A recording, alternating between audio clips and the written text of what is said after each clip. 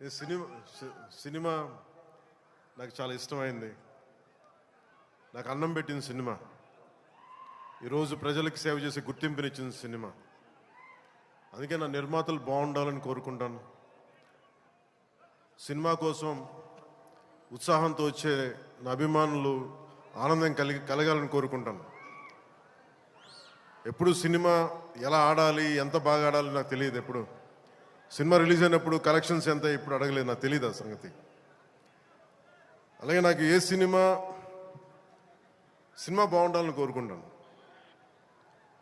నేను ఎప్పుడు తెలుగు సినిమా, తమిళ సినిమా ఇలా చూడండి.